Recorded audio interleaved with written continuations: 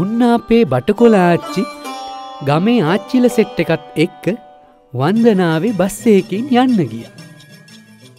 දයිවල් කොළු උඹ කාලෙකින්නේ දැක්කේ පුතේ. කොහොමද ඉතින් උඹේ වාසදේසි? උඹ රටකජු කනවද? රටකජු. ඔව් ආච්චි කනවා. මෙන්න තියෙනවා කාපන් එන.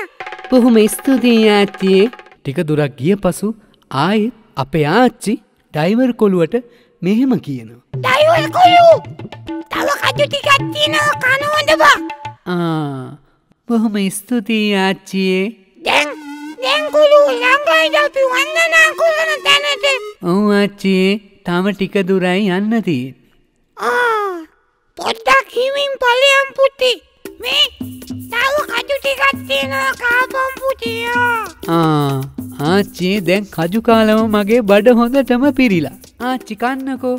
මට හපන්න පුළුවන් නම් උඹට දෙනවද බං?